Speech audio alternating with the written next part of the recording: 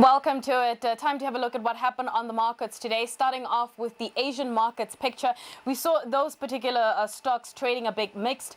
This, of course, is as investors digest a whole host of Chinese economic data that has come through, as well as monitoring the COVID situation in certain areas. When we look at how the individual bourses performed, starting off with the Chinese mainland markets, the Shanghai Composite up 0.7%, the Shenzhen component also up 1.7%. And that positivity filtered right through over to the Hang Seng, which was up 0.7%. However, the Nikkei bucking the trend there in negative territory, down 0.9%. That mixed picture was also seen throughout Europe, where we saw global investors weighing in those inflation fears that we saw coming through from last week as well. And there's also an increase in coronavirus cases, of course.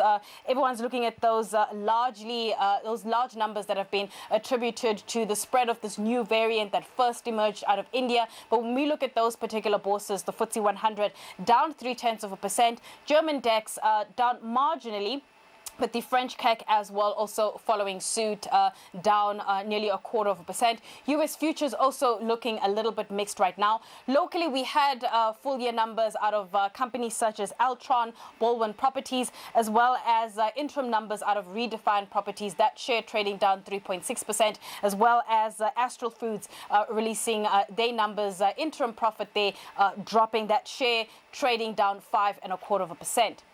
But to talk to us about how all of that is playing out with some more analysis, we're joined by Gary Boyson, who's from Rand Swiss. Gary, thank you so much for your time.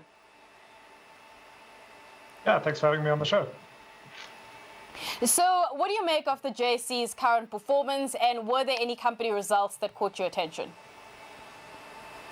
Yeah, so as you mentioned, there are a couple of results coming through, but overall, we really, trading on the back of those Asian markets this morning. So we had Tencent, which is obviously the big investment for Naspers, up around 3% after the annual gaming conference over the weekend. They revealed that they're going to be launching 40 new games, and that brought a little bit of positivity just to the tech sector in China. It's one of the reasons the Chinese bourses were up. We had Tencent itself finishing up 3%, and that's helping to lift our industrial index. So we've got Naspers up around 1.8% at the moment, and that's just putting certainly the industrial index up 0.7%, but the rest of the market fairly weak. So we've got resources flat. The only kind of quasi-resource companies that are doing well are the likes of Anglo-American, or at least Anglo Gold, and Goldfields, both up almost 3%. But the rest of the market under a bit of pressure. We've got financials down around 0.7%. So not all plain sailing, and I think it's just real concerns coming through from, as you said, the one vaccine rollouts, but also the idea that there's the Indian variant, but more importantly that we're seeing a flare-up in some of the Asian tiger countries, and people just concerned that one, we might see a little bit of inflation, but two, that coronavirus is not quite in our rearview mirror, at least in a rearview mirror from a market point of view just yet. So you have South Africa that's just kicked off its vaccine rollout for, of course, healthcare professionals as well as those over 60 years of age. Does that make you optimistic that we're starting to, kick things off, and hopefully that might start filtering out into the economy as well? Yeah, absolutely. I mean, we've got to vaccinate. So, the phase 2 rollout, which starts today, is aiming to have about 16.5 million people vaccinated by October. We're also keeping an eye out just for a report from the FDA that could potentially help release some of the Johnson & Johnson vaccines that have been put on hold in the Eastern Cape. That should be out today or tomorrow as well. And that's also, I think, going to provide a little bit of optimism to the local market. The kind of companies that you can look at around the vaccine are potentially Clicks and Dis-Chem, which are going to be assisting with the rollout. Clicks already has approval for 49 of their stores to help assist with the vaccinations. Dis-Chem's running at about 11 sites. The issue is the same as what you're seeing with the likes of Pfizer stock or Johnson & Johnson stock.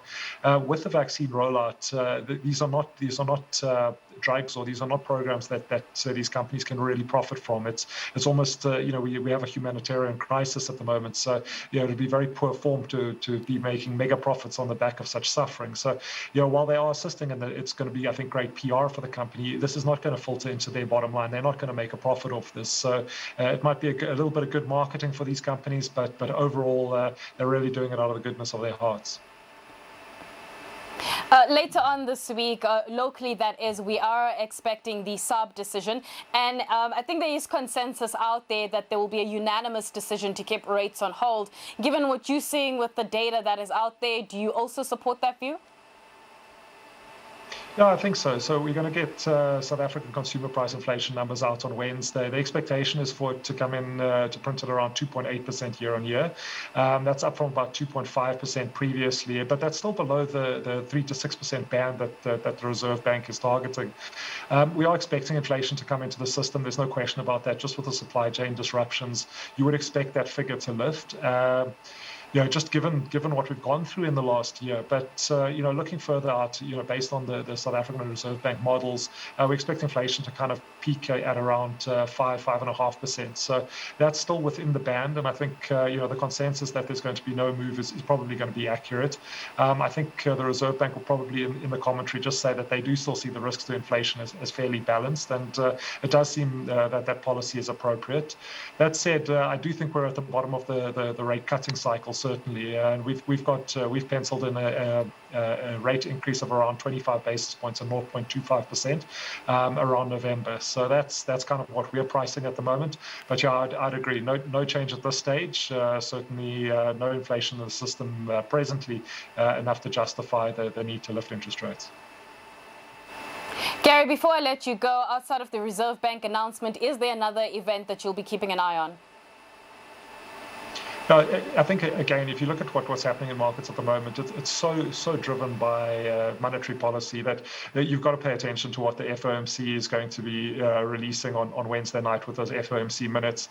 Obviously, they've had the jobs data to chew through. They've had that very, very high inflation print last week. So I think FOMC minutes is going to be key just to understand what's going on inside the Fed and of course all the Fed speeches as well. We've also got a slew of earnings numbers coming off in the local market. We've got the likes of Vodacom, Spar, Richmond, Investec, Dis-Chem, all going to be giving us updates through the week. So I think it's going to be a little bit of fun this week, but markets are still volatile. After last week, we might have finished strong, but there still is just a sense of concern. So I think be cautious out there. All right, Gary, thank you so much for your time. That is Gary Boyson, who is from Rand Swiss.